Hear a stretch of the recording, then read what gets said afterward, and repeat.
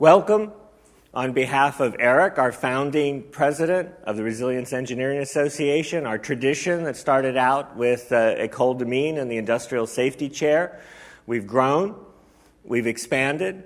Yes, there's less sunshine, but that gives us more time to share our ideas. We represent many different sectors. We represent many different disciplines, and we're all coming together because of the pressing need as the video and the comments about TNO and what it does, and therefore why it's hosting and participating with us, that we are confronting a world of interconnectedness that creates both opportunities and new challenges, and it requires new partnerships. It requires new innovation and new ideas, and that's our goal for the meeting, right? To stimulate, not just for you to present your latest work or your best idea or to convince the rest of us that you have it all. Well, I'll try to do a little of that. But rather that we start a discussion and a dialogue, that we stay open to new possibilities, that the journey that we've started is only beginning, and the topic is stimulating and important. It's intellectually stimulating as we try to understand the adaptive universe, but it's also one that has great potential for application and helping various sectors deal with the challenges. And it's really, I think, to some degree revolutionary. It forces us to question basic assumptions about how we approach systems, what's good, what's bad, right? What's success, and redefines risk, redefines vulnerabilities. So welcome.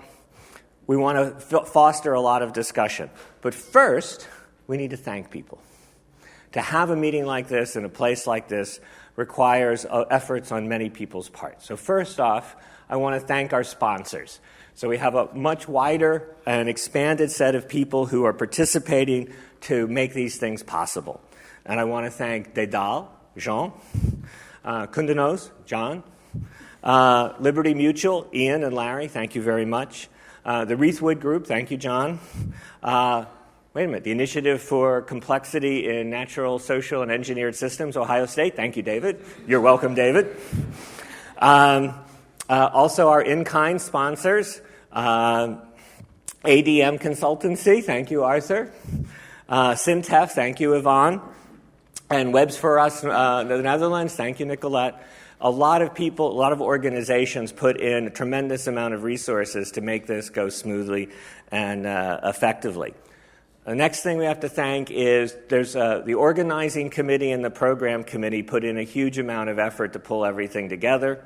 This reminds me, I also want to thank the Eric Rigaud, because this really made me appreciate all the efforts you've done in the past for the the 2 through 4 symposiums in southern France. So you really did a fabulous job, and I appreciate even more the efforts you put in, having worked with everyone to pull this off. But in particular, among all of those people, there's 2 we want to have stand up, Johan and Jan Martin. And please give them a round, and everybody who helped put this on.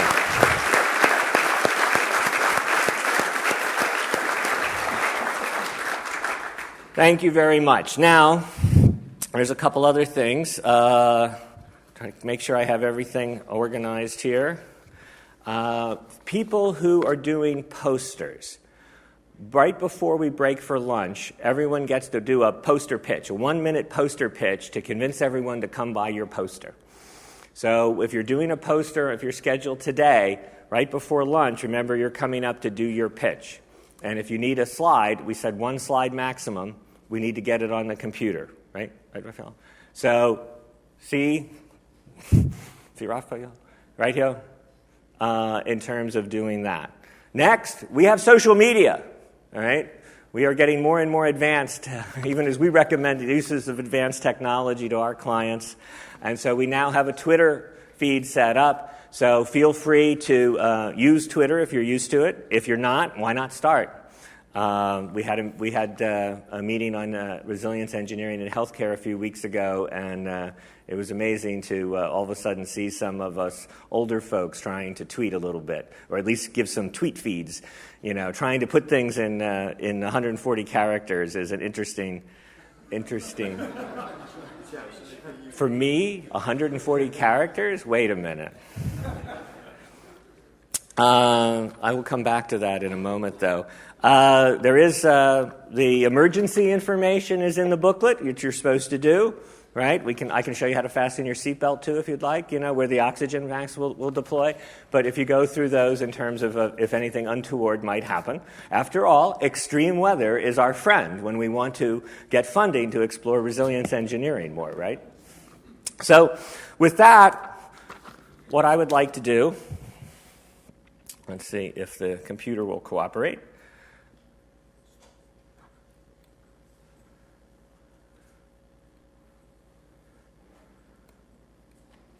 It's not switching.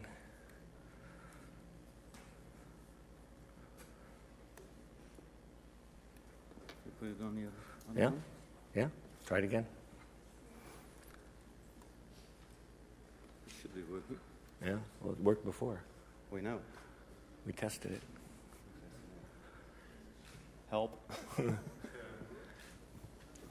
So he said push this. Yeah. Maybe a little longer. It's not switching. It's not switching. So which one does this go to? Quick troubleshooting, complex adaptive systems.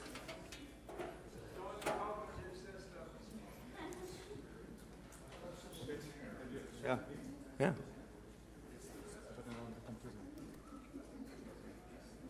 Yeah, there we go. This is you? Yeah. So, Eric, this is for you and for the Twitterverse. 6 words. Only 6. Where are you, Eric? I'm done. I'm just going to stop. I finished early for the first time.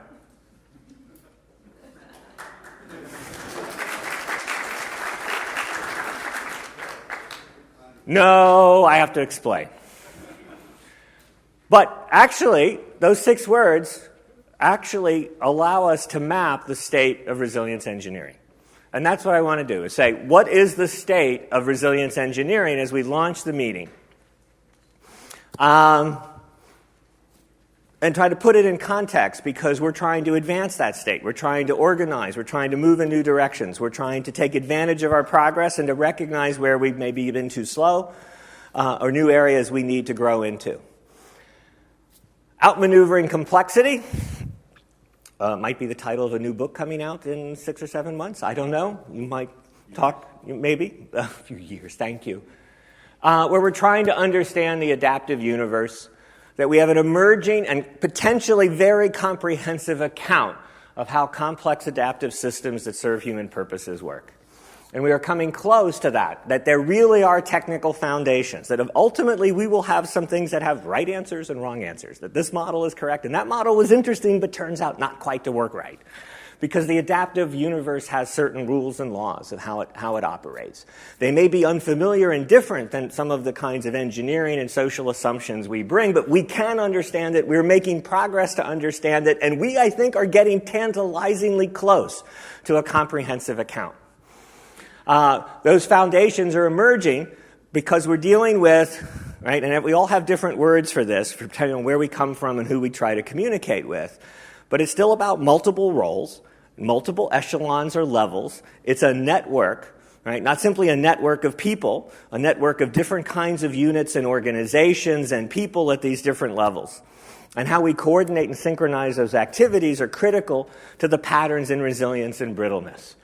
We're dealing with a world with extensive and hidden interdependencies. And the key word there is not simply that they're more and more extensive, but they remain hidden until something activates them and they cascade towards us, and then all of a sudden we're confronted with things that didn't work, that we thought would be reliable in the face of, say, an extreme weather event. And we lose all of our digital infrastructure, and business continuity and long-term business viability is at risk. So we're confronting surprise that challenges our boundaries. In the book I'm working on, the storyline for resilience is very simple, right? We're operating in these extensive, hidden, interdependent networks, and we tend to bring linear thinking. And that linear thinking leads to simplifications, which are oversimplifications. And those oversimplifications lead us to, we have to be able to escape those to operate in the complex world successfully, and we often fail to escape those simplifications. So our antagonist in the story I'm writing is those simplifications. All right, the driver of our storylines is surprises and cascading effects in the network. All right, and that unfortunately can lead to sudden collapses, inexplicable collapses of otherwise successful systems that seem to be improving all the time. We turn around and try to talk about unintended consequences, but that turns out to be a dead end. We get trapped in trying to do things and do change management and keep finding things don't quite work the way we thought, which is a symptom to tell us that we're operating in a complex adaptive world, and we need new tools, new ways of thinking, new partnerships in order to tame that complexity. But we have hope. And the hope is we have existence proofs. We have cases where people manage these things well. Right? And some of them are odd cases. Right? Balinese water temples and irrigation there, and how Western ideas turned out to have unintended consequences and lead to a sudden collapse. The old way actually had some logic to it, all right, in terms of the way the adaptive universe works. Or we can look at a more conventional setting like mission control for space shuttle operations. We can look at many settings, and we have done a lot of work collectively, the people here, all right, to identify those cases where people are able to manage this complexity and tame it and outmaneuver it to continuously accomplish ultra-high performance, right, with ultra-high safety. So we can move forward by understanding where people stretch to outmaneuver complexity. We can put that into action. And that's those 6 words. We uncover adaptive histories or cycles of adaptive behavior. Right? We analyze these cycles of adaptive and co-adaptive, right? You do something that opens a possibility for some other unit, which opens a possibility, and we have a reverberation and a fluorescence of new things taking over. Or you do something thinking it's going to help him over here, and it turns out to create an impasse that blocks him. He adapts, he works around it, he does a kludge. Right? Isn't that a great word? A kludge. To just make it to get by. Right? And of course, that kludge has costs associated with it. And then you look at it and you go, it's a kludge, that's awful. Let's get rid of that. You don't realize it was an adaptive response to something else that was squeezing their capability to handle challenges, changes, and variety. So this is where we collect and share and analyze our stories of resilience and brittleness in action. Assessing the precarious present. Right? What's one of our findings already? Right? The present is riskier or more precarious than we realize. Right? As stakeholders and problem holders in this network, we have a partial perspective, and we think we're doing better than we really are. We think the actions we are taking are right, improving on a set of dimensions, and we miss the ways right, that they create opportunities for surprise. The boundary, we misplace the boundaries. We misestimate. We're overconfident that surprise won't happen. We're overconfident that we've eliminated variability. Instead of turning around and saying variability and surprise is inevitable, there's always some rate of surprise. It's not occasional. It's not an unknown unknown. It's there. And the question is, how do we respond to it? And so we're more brittle than we realize. Unintended consequences often dominate the results when we try to implement changes. And we need to assess that precariousness. We need a new way to do risk analysis. We're on the verge of a new way to do risk analysis. Right? And the third one is, can we create a resilient future? Question mark. Because that's still, right, an open question. It's a question you ask yourself if you're relatively new to this line of intellectual inquiry. You ask yourself this question as you confront difficult challenges in a complex world in your particular organization or your industry sector. Right? You may think we can really do this, but admit it, there's a little doubt. Maybe, can we really pull this off? Well, I think we're close. I think we're on the verge of moving there as well. And that new developments are happening, both theoretically, formally, and they have a ways to go to turn into real engineering, real techniques we can use with real organizations. But I think we're on the road to creating a resilient future. The common thread when you look across these things, right, is that for this to work, when we observe these adaptive cycles, when we reassess the precarious present, when we try to develop a resilient future, we are seeing a common thread. And that common thread is, right, saturating control. When things go wrong, right, our ability to control, our ability to intervene and manage all of these processes saturates. We run out of room to maneuver. We run out of a capacity to maneuver, a margin to maneuver. Think of it in the aviation people, right? We have a concrete case in aviation. You only have so much distance you can move your flight control surfaces. If you saturate that control, you've lost the ability to control as new disturbances arise. And so we see this in our studies, right? Success is anticipating the risk of saturating control and taking action to recharge or develop or target new resources to be able to continue to exercise effective control. So let's comment on each of these for a moment. 1, adaptive cycles. This is where we've made the most progress. We're pretty good. We've got a lot of cases. We've got a lot of patterns. Now, we need to represent those and catalog them and share them better so that we can utilize that information in order to build better explanations, in order to build better predictive models, and to better put it into action to help someone else plan ahead as they introduce changes. Right? And the way I want you to think about abstracting all of the good data, all of the good results we have on how adaptive cycles play, is to think about reverb. I think there's some reverb in here, at least a little echo, right? Right? And so what happens in the network is, right, we're charting how changes reverberate across the different roles and levels. So again, as I said earlier, one unit introduces a change or responds to something. That triggers, that either opens up new possibilities or it threatens to close off, right, that capability, that capacity for maneuver. It squeezes another unit. That unit has to work around that squeeze in order to continue to be able to function and meet its goals and responsibilities. So you can see this as a dimension moving from stalls to fluorescence. Stalls to fluorescence. We have a lot of patterns on how things stall. Right? And we tell those stories and we retell those stories. And we go out into new worlds and we say, I've seen that pattern of stall before. I can look ahead and say, this is where you're going to stall. Right? You're going to put up impasses and squeezes and people will have to do more kludges to work around. But we also have fluorescence. And one of the great potentials of resilience is that we focus on new opportunities and how people seize those opportunities to accomplish more. Right? And we need to understand more about how these processes of fluorescence take off. So I can't run through lots of the cycles and patterns, but I do want to put up one generic one. And I put up one that has a very positive, at least initial state. Right? And the idea is very simple. On our stall to fluorescence, what happens? Pressing need meets new capability. And some, right, active, high initiative person or unit or group or organization seizes that combination of need and capability, and next thing you know, we have UAVs all over the place, drones. But we can pick other examples where there's a fast fluorescence. But there's an inadequate treatment of what that change means. And what you see then is an adaptive shortfall.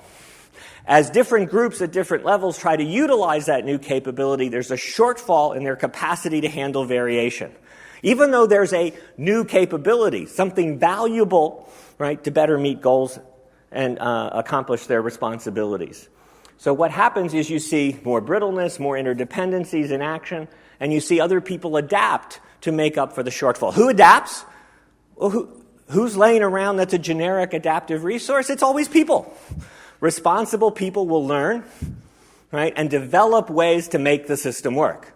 They'll close the gaps, as Richard talks about. 13 years ago, and some things as we looked at this process happen in hospitals and healthcare systems. So people act as a generic adaptive and learning stopgap to fill the adaptive shortfall. What does that lead to? We look at those and we go, those are kludges. They're weird. Or we ask people to do something very strange and very difficult, and we go, that's costly or effortful. And then we either try to repair it, we try to make the kludge more efficient, or we try to compare one kludge against another, or we go, that kludge is a problem, let's eliminate it. Let's eliminate the people. And what do? We eliminate the source of resilience. Rather than understand what adaptive capacity was necessary and supply it directly and systematically, we miss the shortfall, we miss the way people adapted to make the system work, and then we undercut the system and then are surprised when there's unintended consequences or new dramatic failures.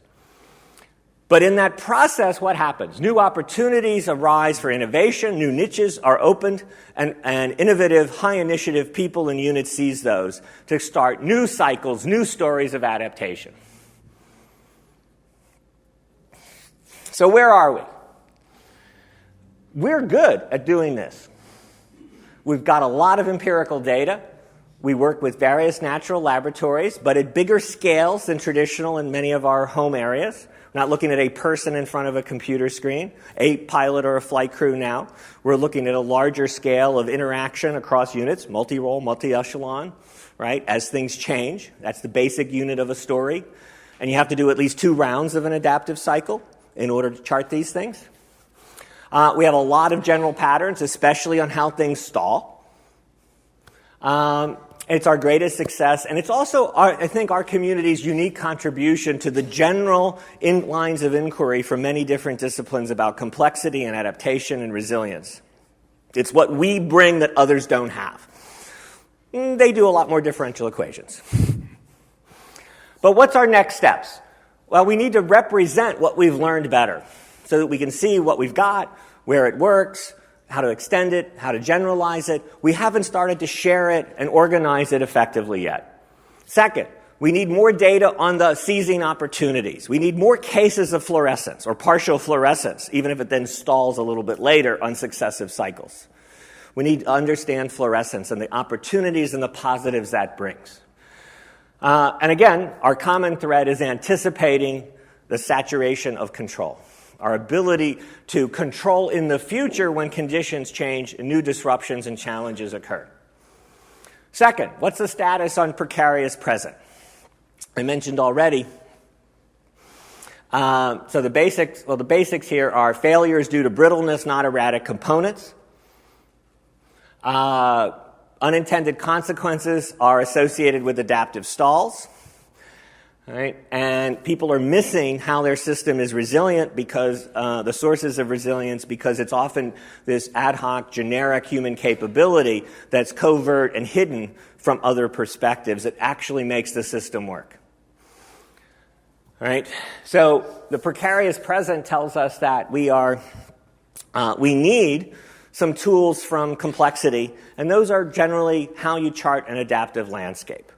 And I will show you one of the ways we're trying to develop adaptive landscapes. And John Riesel and I will talk about this. I think we're on the schedule later this morning to go into a little more detail on one way to do an adaptive landscape that captures what we understand about and chart how an organization is working or how the different units in an organization are interacting. Are they squeezing each other's capacity for maneuver? Are they undermining in order for one to be effective? Are they undermining another one and working at cross purposes? What are the patterns of adaptive breakdown that are at risk? There's 3 basic ways that adaptive systems fail. 3 basic ways. Decompensation, or that's breakdowns that occur when challenges grow and cascade faster than actions can be decided on and deployed to effect. You can't keep up with things in time. As our aviation people, right, we fall behind the power curve. Is our colloquialism. The second one is working at cross purposes. That refers, especially in healthcare, to fragmentation, right, where one unit is being locally adaptive, but in the process of being locally adaptive to its pressures, it creates squeezes on other units. So you see it's globally maladaptive while locally adaptive. This is often described as the tragedy of the commons in some research at a sociological scale.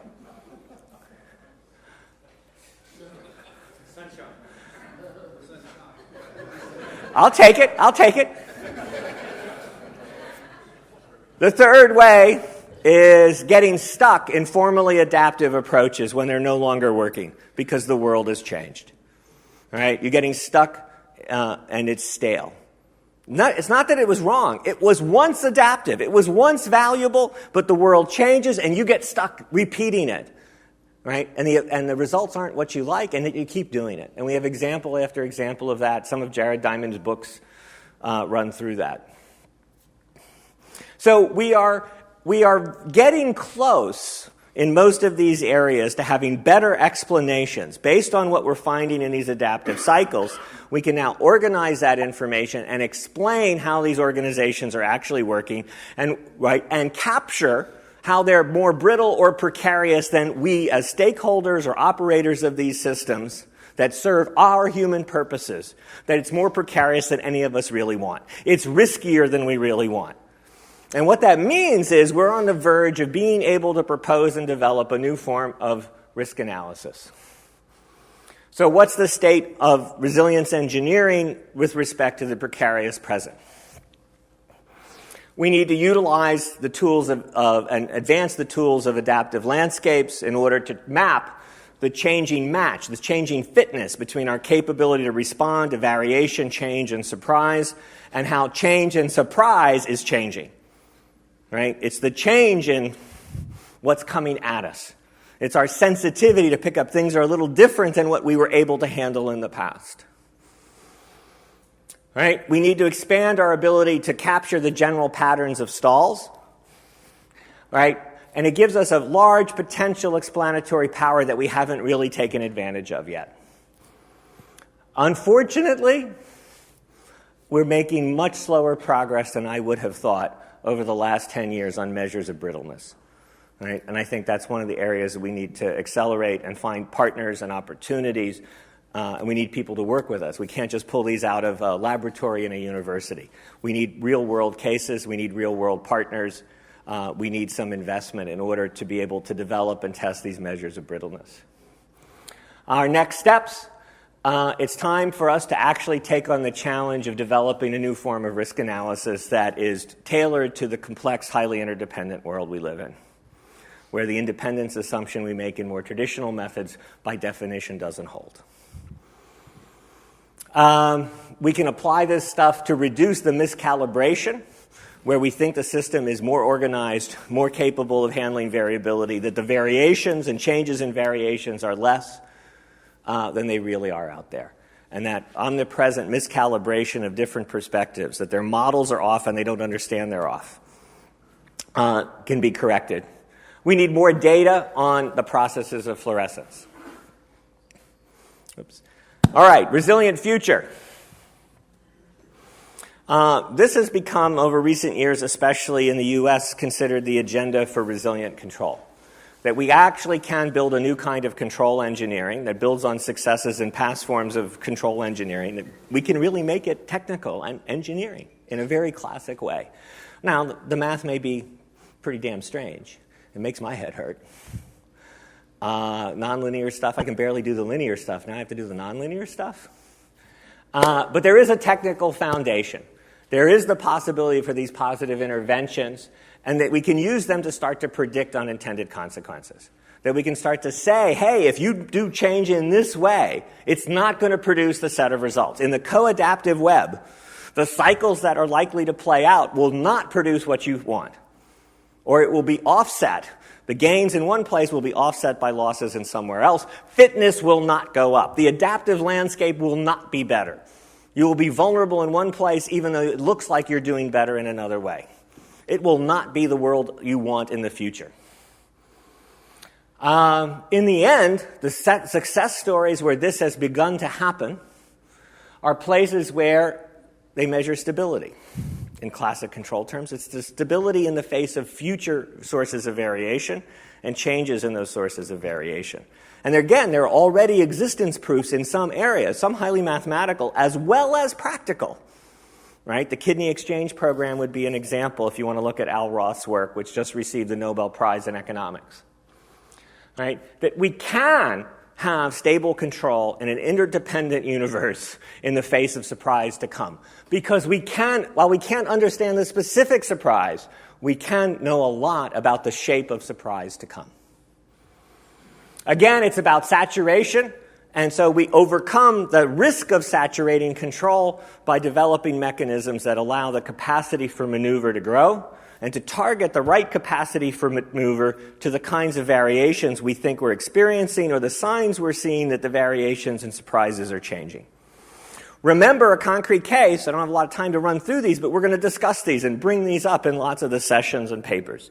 But one of the concrete cases for me was the Columbia accident, right, where you have an engineering organization missing, right, information and cues that was saying that events were outside the boundaries.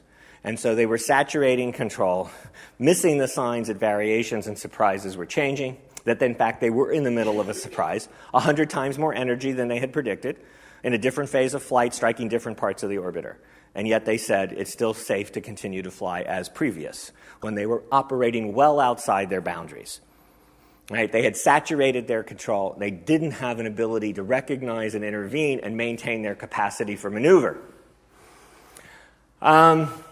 So we have existence proofs. The next thing we have is trade-offs. That all of this started in my work and in Eric's work, John Doyle's work, some of the others, all started around trade-offs. And they're not just the specific trade-offs we experience at a specific point in a specific organization. These are fundamental trade-offs that characterize the adaptive universe. And one of the things going on, if we're going to have a resilient future, is we need to understand what are those fundamental trade-offs, why are they there, how do they emerge? And I think, I can't do it today, we're not quite ready, but I think, maybe even by the end of the summer, that a new integration on how these fundamental trade-offs come together, why they're there, how they relate to control, saturation, and capacity for maneuver, we're on the verge of a new understanding of how that works. Jean has been in dialogue with me quite a bit, and I appreciate it very much because every time I make a mistake, he catches it. So if I increase my rate of correcting my mistakes, I think we might be there by August. But I don't know. We'll tell in August when John Doyle and I have a session, and we'll have a go at it, and we'll see if we can pull this off. So let's the state of the resilient future. We are stuck in a noisy transdisciplinary dialogue. Sometimes the noise overwhelms the signal. But there really is a signal out there. If we can cut through our different backgrounds, if we stay open to new possibilities, we can start to pull this together and understand the adaptive universe.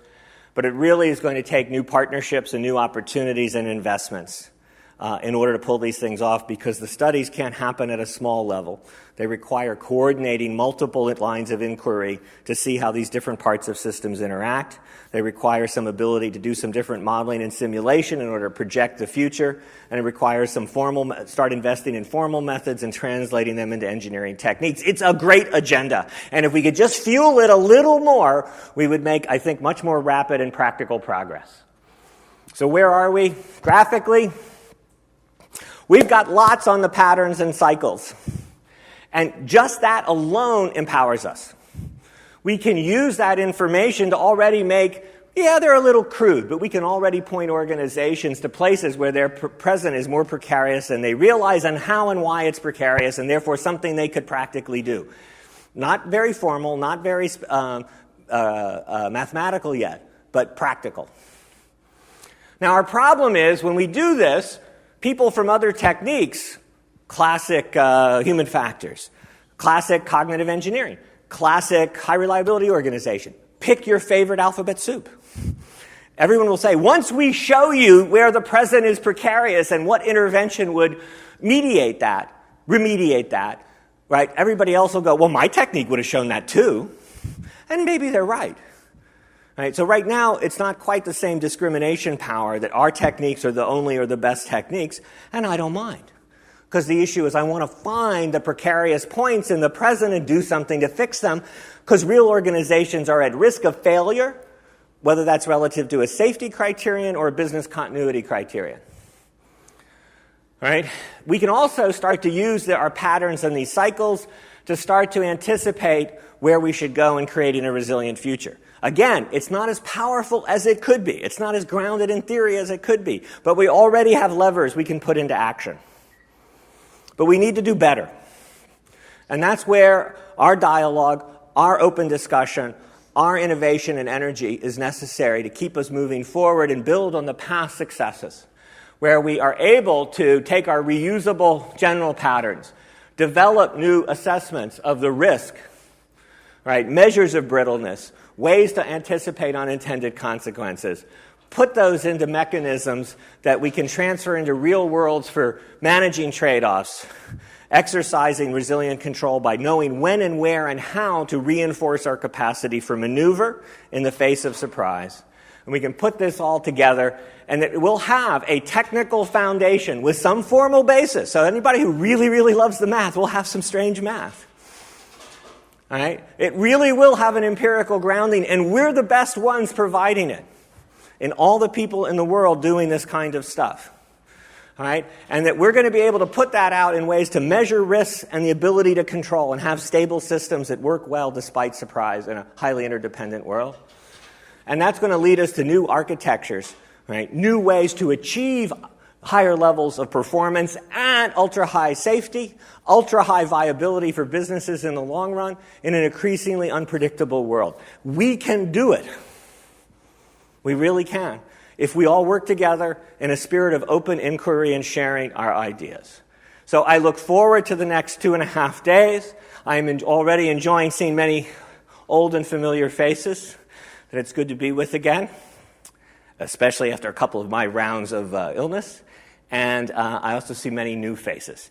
And so I'm looking forward to engaging in conversation and learning from you over the next 3 days. So with that, I would like to open our meeting, and we want to start the first session, but we need a few people's slides. So, Patricia, where are you? There she is. And so we will get that going. I will pass on in a smooth transfer of control the microphone. We will do a smooth transfer of computers.